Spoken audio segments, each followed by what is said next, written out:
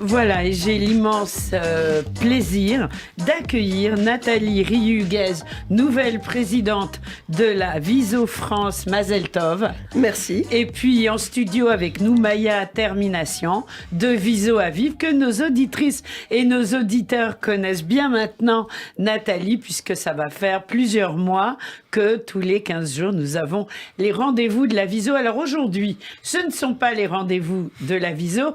Maya, c'est une émission de bienvenue à Nathalie, nous sommes d'accord? Tout à fait. Voilà. Alors, Nathalie, une question. Quelle a été votre première réaction quand vous avez appris que vous avez été élue, en sachant que j'avais eu le plaisir de vous interviewer pour connaître votre programme, ainsi que les autres candidates. Quand vous avez appris que c'était vous, vous avez ressenti quoi? Une grande joie, oui. D'abord. Une grande joie et le sentiment de la responsabilité. Oui. Parce qu'être présidente de la Viso en France, c'est une responsabilité vis-à-vis des Viséennes, vis-à-vis de la Viso en Israël, vis-à-vis de la communauté. Et aussi un grand plaisir après cette campagne qui nous a amené toutes les trois candidates à travers la France et qui nous a permis de rencontrer les sections, la majorité des sections, et d'avoir des discussions approfondies avec les Viséennes. Donc c'était un aboutissement de un bon mois de parcours de la France, de rencontres, et ça fait plaisir. Bien sûr. Je crois que votre maman était à la Viso. Ma maman était à la Viso et j'ai toujours entendu parler de la Viso dans mon enfance. Vous avez grandi avec le mythe voilà, le mythe de la Viso, de ce faisait la Viso, et surtout cette particularité d'être un mouvement de femmes. Ce qui, à l'époque, n'était pas si fréquent aujourd'hui. C'est vrai. Les mouvements de femmes, on en a beaucoup, mais imaginez, un mouvement créé en 1920 en Angleterre pour aider les femmes et les enfants en Israël qui étaient dans une situation parfois extrêmement précaire. Oui. Et c'était pas Israël à l'époque. C'était la Palestine. C'était la Palestine. C'était le mandat. C'était le mandat britannique. Et la vie était très très dure. Il y avait des marécages. Exactement. C'était la construction. La construction de l'État. La construction de l'État. Et donc cette association de femmes qui s'est créée en 1920, en 1935 en France, et qui perdure depuis 102 ans. Incroyable. Et qui est dans plus de 50 pays, avec plus de 250 000 membres. Ah oui, c'est énorme. C'est une énorme association. Oui. La Viso a été signataire, la présidente de la Viso a été en 1948, la deuxième femme avec Golda Meir, signataire de la déclaration de création de l'État d'Israël. Et ça, c'est des choses qu'on ne sait pas assez. Voilà. C'est extraordinaire comme positionnement, bien sûr. Donc la Viso, en tant que mouvement féminin, était un mouvement extrêmement précurseur et qui a su perdurer, se réinventer continuellement et se développer. Alors aujourd'hui, on a des jeunes femmes comme Maya, comme Coralie, qui reprennent au sein, par exemple, de Viso Aviv, le flambeau avec leur dynamisme, avec leur connaissance, avec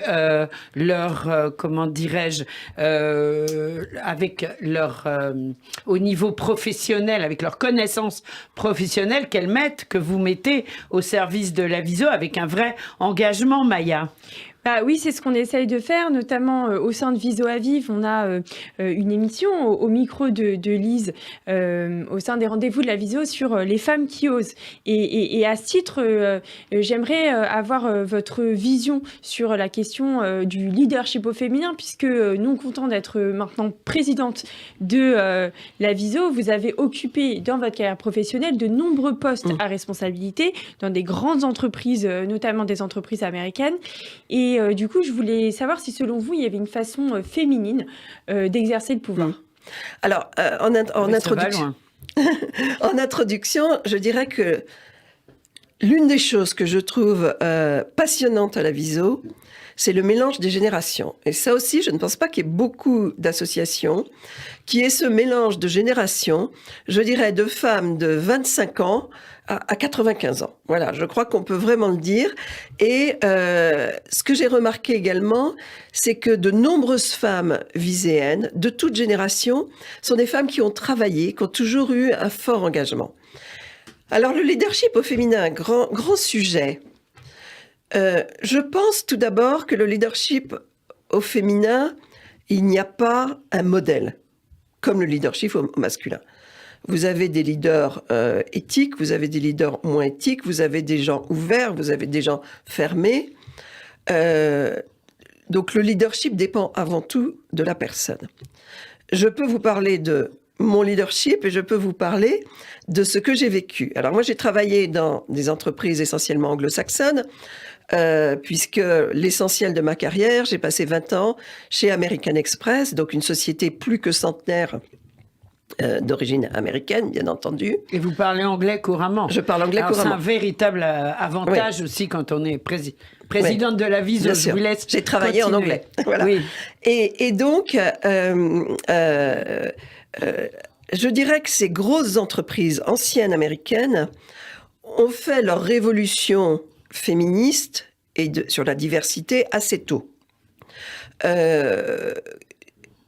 Les femmes qui m'ont précédée, que j'ai rencontrées, qui m'ont précédée dans des postes à responsabilité, qui avaient quelque chose comme 5 à 10 ans de plus que moi, avaient vraiment dû se battre et avaient vraiment dû développer leur carrière sur le même mode que les hommes. Donc assez dur, assez cassante, mais elles avaient ouvert la voie. Elles ont eu vraiment cette possibilité d'ouvrir la voie.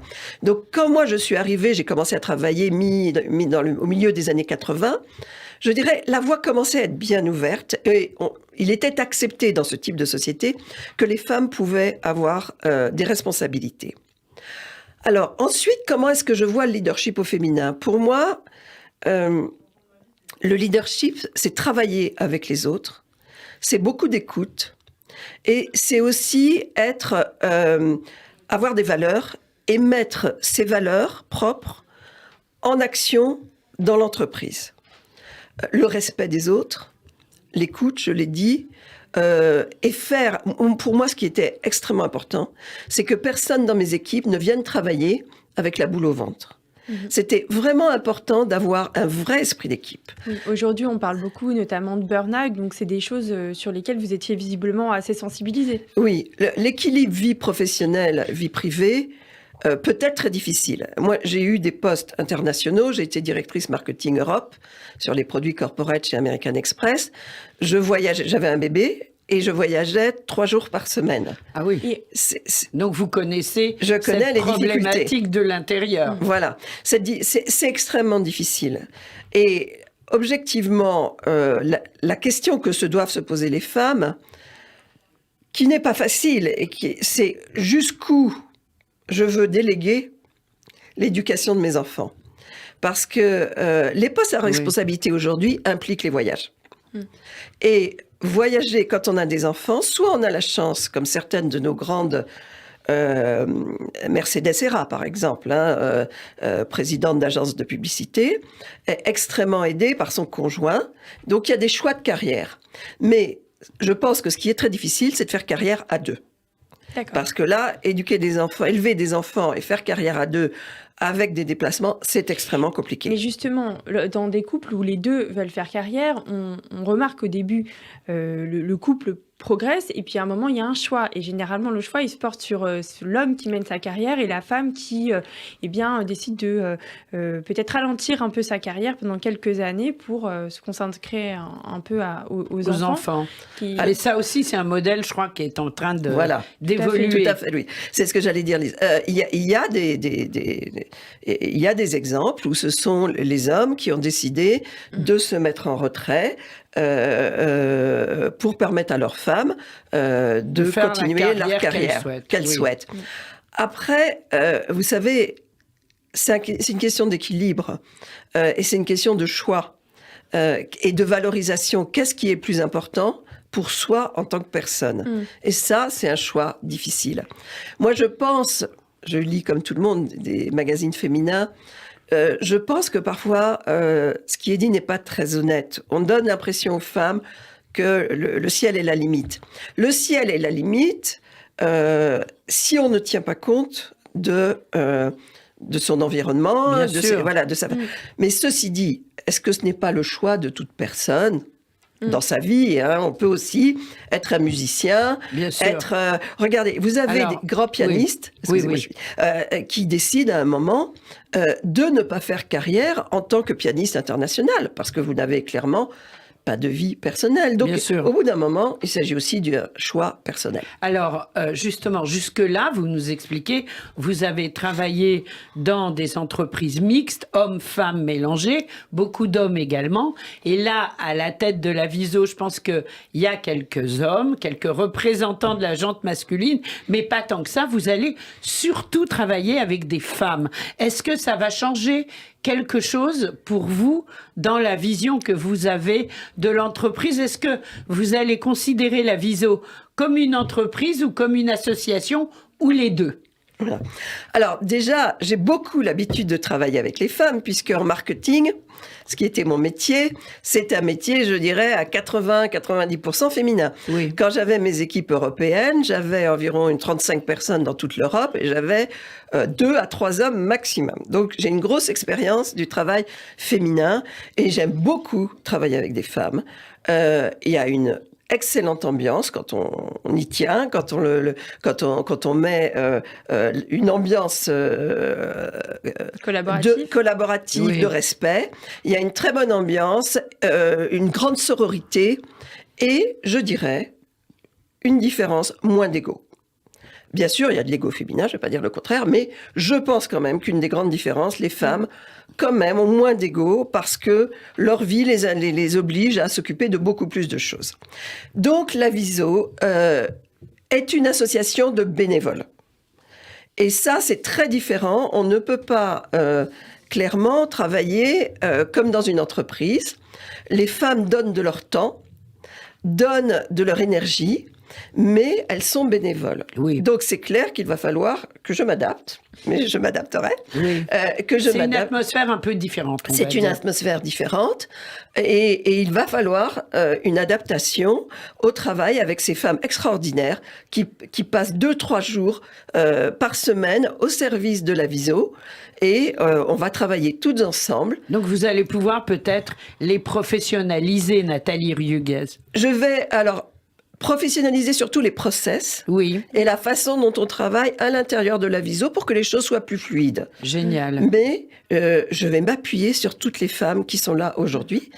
Certes, de nouvelles femmes rentreront qui existent dans mon réseau et qui ont envie de rejoindre la Viso et éventuellement de prendre des responsabilités. Mais pour moi, je vais m'appuyer sur les femmes qui sont actuellement à la Viso et qui ont fait depuis des années un travail extraordinaire. Alors Maya, avant de vous passer la parole, je voulais dire quand même qu'on avait une grosse pensée pour Diana Paola Levi et qu'on l'embrassait très fort. Exactement. Voilà, elle n'a pas pu être avec nous aujourd'hui parce que bon, elle est très loin elle est à l'étranger, mais on l'embrasse très fort, bien entendu, et on lui fera écouter l'émission. Oui, tout à fait. Maya. Effectivement, vous évoquiez le travail formidable qui a été réalisé par la Viso et j'imagine que dans votre esprit, Diana Paola en occupe une large part. Je voulais rebondir sur la question de Lise de tout à l'heure. Est-ce qu'il y a des enseignements que vous avez tirés de la vie en entreprise et que vous voudriez répercuter éventuellement à la Viso ? Oui. Peut-être dans vos premières actions, par exemple, est-ce qu'il y a des premières choses que vous allez faire liées à votre expérience professionnelle ? L'écoute. J'ai commencé, j'ai été élue lundi il y a 8 jours, je commence à parler avec des Viséennes, à les écouter, à leur demander tout simplement qu'est-ce qui marche et qu'il ne faut pas toucher et qu'est-ce qu'il faudrait, à votre avis, améliorer. Et à partir de là, je vais faire un plan d'action, un état des lieux et que je proposerai aux Viséennes en leur disant, voilà, mes priorités, ce que je pense être les priorités pour nos 6 premiers mois et pour l'année 2023. Est-ce que vous êtes d'accord avec ces priorités ? Est-ce que vous avez dès maintenant des intuitions sur ce qui va peut-être sortir de cet état des lieux ? Alors, on a besoin... Ou des certitudes. Oui, tout à fait. On veut bien le scoop sur Radio J. Oui, alors, d'abord, les sections, on a près d'une trentaine de sections en France, avec la VISO, et les sections marchent très bien. Il y a des sections plus faibles liées à la taille des communautés juives dans certaines villes. Il y a également des sections qui ont besoin de faire venir des nouvelles viséennes. Donc ça va être clairement un axe important. Le deuxième axe, ça va être la fluidification de la communication entre toutes ces sections et le siège à Paris. Ça marche bien, mais ça peut marcher mieux. Voilà. Donc mon objectif, c'est d'optimiser, même quand ça marche bien, mais de faire que ça marche mieux. Donc d'optimiser les process, d'optimiser la communication. Par exemple, concrètement, on a un site internet qui est très bien, mais qui est très statique. Donc, j'ai envie de le développer pour que ça devienne un outil d'échange sur lequel il puisse y avoir des chats, beaucoup plus d'informations, des zones spéciales où chaque section... sur les réseaux aussi, etc. Et développer les réseaux sociaux. Magnifique. Voilà. Alors, quand même, le temps passe très vite, en très bonne compagnie. La VISO est une association sioniste, Women International Zionist Organization, c'est un cycle en anglais. Israël dans tout ça? Israël est au cœur. Oui, on est Israël d'accord. est au cœur. La façon dont fonctionne la VISO, nous faisons énormément d'activités, et parmi ces activités, mais pas seulement, mais nous avons des collectes de fonds. Et le premier objectif de la VISO en France est de choisir avec VISO Israël des grandes causes sur lesquelles on va participer. Par exemple, nous avons inauguré au mois de mai dernier une crèche entièrement rénovée grâce à l'aide de la famille Sprung. Nous avons également... On sait où elle est, cette crèche? Elle est à Beersheba. À Beersheba, d'accord. Voilà. Nous avons, et d'autres crèches avaient été rénovées. C'est l'un des grands axes qui avait été choisi par Diana et que je vais continuer. Les crèches en Israël ont besoin, gérées par la VISO. La VISO en Israël a 800 établissements, crèches ou établissements sociaux. Donc, et ces crèches ont besoin de rénovation et ont besoin surtout d'être rendues sécurité sûre par rapport au risque de bombardement, évidemment. Donc, voilà, donc il y a un gros travail. C'est une priorité de la VISO depuis très longtemps. Donc on continuera ce travail-là. La façon dont ça se passe, c'est que la VISO Israël nous propose des actions et que nous les choisirons. Donc nous allons faire un budget pour 2023 et nous déciderons avec les Viséennes de France et avec la VISO en Israël quel soutien nous donnerons et à qui. Donc, il y a les crèches et les enfants, il y a les femmes et les violences faites aux femmes. C'est très important. Nous soutenons Noah Oser le dire. Oui. Voilà. Et en Israël, nous aidons également des abris qui permettent aux femmes en détresse, victimes de violence, de se réfugier et d'échapper à ces victimes. Oui, c'est vrai. Alors, le temps passe très vite. On continuera bien sûr nos émissions avec la section VISO à Vive en compagnie de Coralie et Maya, c'est important. Bien sûr. Émission dans laquelle vous serez toujours la bienvenue, chère Nathalie, et puis même en dehors, pour quand vous souhaiterez communiquer. Radio J, les portes de Radio J vous sont ouvertes. Un grand merci. Avec un immense plaisir et Mazel Tov encore. Maya, un programme à nous donner. Un programme pour les prochaines... Oui, bien sûr. Pour les prochaines... Eh bien, nous continuons les émissions VISO à Vive pour l'année prochaine. Nous sommes en train de construire le programme. Nous recevrons peut-être Nathalie sur un sujet que nous sommes en train de travailler avec... J'étais en train d'y penser. Allez-y, je vous laisse finir. Non. Les grands esprits se rencontrent. Non, je vous en prie. Non, allez-y. Du coup, on est en train de réfléchir éventuellement à comment mettre en place, faire intervenir Nathalie sur des émissions pour expliquer les réalisations et la direction, notamment les conclusions de cet état des lieux et la direction de prendra VISO dans les prochains mois. Bien sûr. Donc c'est juste magnifique. La Viso, donc il y a quand même un site, même si vous allez l'améliorer. Bien sûr. Vous êtes sur Facebook aussi, Oui. sur les réseaux, Insta, etc. Twitter, j'imagine. Vous tweetez beaucoup? Moi, je suis très tweet. Voilà. Ah, c'est vrai? Oui. Super. Vous Ben, avez déjà tweeté pour Non, pas en tant encore. que présidente? Je serai présidente au 1er janvier, donc pas encore. Mais Voilà, c'est important de le dire. Tout à fait. Et puis, il va y avoir, je pense, les grands événements de la Viso dans l'année qui vient, Bien comme sûr. par exemple le Salon du Livre à Paris, voilà. sous la houlette de Lauriane Boukris, et puis des événements, j'imagine aussi, bien sûr, dans toute la France. Donc, on vous remercie beaucoup, Merci à vous. d'avoir été avec nous. Merci Nathalie Riuguez. Merci également à Maya Termination. On se retrouve très vite Oui, tout à sur fait. Radio J. Et puis, bonne fête de fin Merci. d'année, bien sûr. Merci Au revoir. beaucoup. Au revoir.